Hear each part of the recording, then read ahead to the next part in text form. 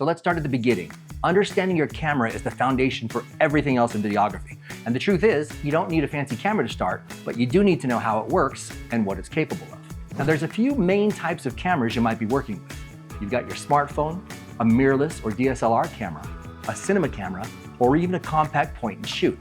Now I personally shoot on a Nikon Z8, which is a full-frame mirrorless camera, and I love it for its sharpness, dynamic range, and color science. But everything I'm about to teach you applies no matter what camera you're using.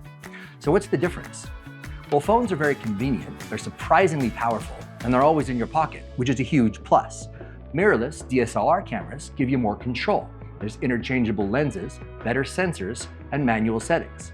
And there's cinema cameras. These are built specifically for professional video, but they're more expensive, they're a lot bulkier, and they're definitely overkill if you're a beginner. For most of you, I think a mirrorless or a DSLR is the sweet spot. Something like the Nikon Z30, Z50, or Z8 if you're ready to go pro. Now, if you're not a Nikon shooter, don't worry. I'm gonna give you a quick side-by-side comparison of the Nikon cameras I'm using in this course with the closest Canon and Sony equivalents, so you can easily figure out what matches your needs. Now, just to be clear, this video is not sponsored by Nikon.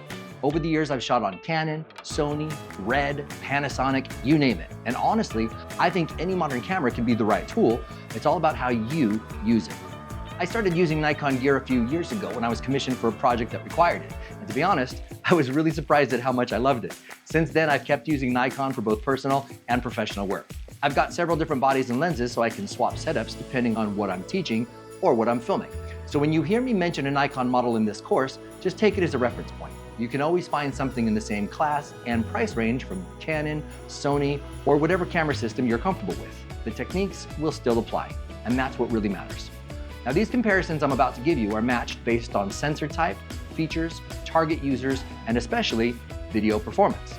So whether you're coming from another brand or just curious, this should give you a really clear picture of where each camera stands. Let's start with the Nikon Z30. This is Nikon's entry-level APS-C mirrorless camera made for vloggers and content creators. Its closest matches are the Canon EOS R50 and the Sony ZV-E10. All three are compact, beginner-friendly, don't have an electronic viewfinder, and are built to be easy, lightweight video tools. If you're just getting started or filming mostly handheld talking head stuff, these are perfect. Next is the Nikon Z52. This bumps things up a level. You get a proper electronic viewfinder, more physical controls, and better hybrid performance for both photos and video. That puts it right alongside the Canon EOS R10 and the Sony a6700. These are all fantastic choices if you want a more serious setup without jumping to full frame, especially for creators who shoot a mix of YouTube, B-roll, and stills. Then there's the Nikon Z6 III. This is where things get really exciting for video. It's a full-frame camera with advanced video specs. Think 6K internal, 10-bit, ProRes RAW, and excellent in low light. The Canon equivalent here is the R6 Mark II, and on the Sony side, it's somewhere between the a7 IV and the FX30. Now the FX30 is an APS-C sensor, but it's built from the ground up for video and has cinema features like shutter angle and true time coding. The a7 IV is more of a hybrid. It's great for photo and video, and the Z6 III though is arguably Nikon's most video-focused hybrid yet. Next up is the Nikon Z8. I'm actually filming on this camera right now. This camera is an absolute beast for solo creators who want top-tier image quality.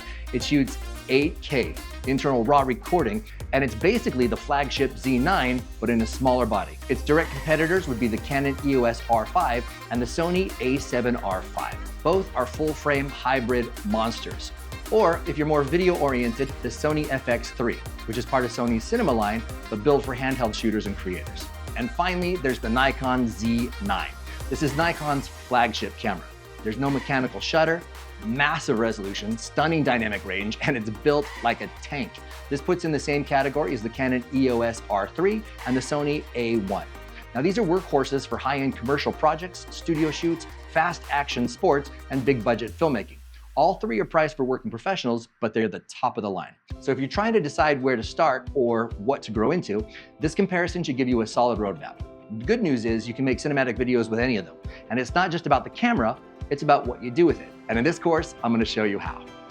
Now, I'm sure you've seen it 100 times on YouTube where you get a professional filmmaker with a cheap little camera and they get beautiful, incredible cinematic shots.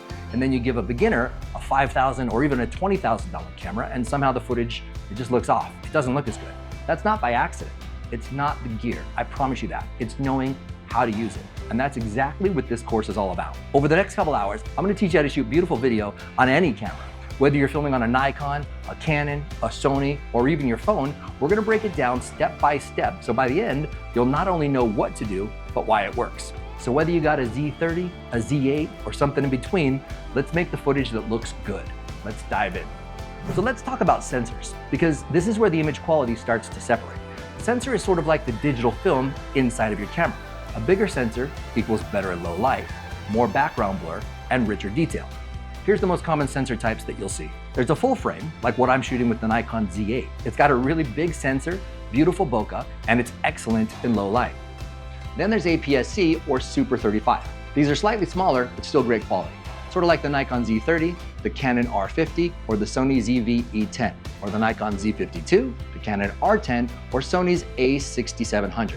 Then there's micro four thirds. These are even smaller, lighter, and more compact.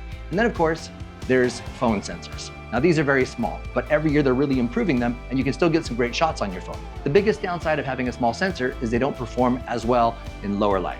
Now full frame sensors are fantastic, but that doesn't mean that smaller sensors are bad. It's all about how you use them. Whatever camera you're using, here's a few features that actually matter for video. Number one, manual controls. You definitely want a camera that lets you control shutter speed, ISO, and aperture manually. That's what's really gonna give you that cinematic look. Number two, frame rate options. You really wanna look for 24 frames per second, 30 frames per second, and 60 frames per second. And you can even go higher if you want better slow motion. Number three, audio input. Having a microphone jack is a game changer. Having clean audio really separates a beginner video from a professional one. Number four, autofocus and monitoring. Fast, reliable autofocus helps when you're filming yourself, and having a flip screen will definitely make framing easier. Now, a professional tip is you really need to learn your camera's menu. Even cheap cameras are really powerful if you know how to use them. So what camera should you use? Well, use what you have. If that's your phone, start there. If you've got a DSLR or mirrorless, learn it inside and out. Don't wait for the perfect setup, start creating now. Now later in this course, I'm gonna show you exactly what gear I use, and I'll tell you why, including the Nikon Z8 and Z-mount lenses. But I'll also break down great beginner and budget-friendly options. So just remember, great videos are not about gear. They're about story, light, and sound. Cameras are just the tools. So now that you got a better handle on your camera, let's talk about one of the most confusing but important parts of video, frame rates and resolution.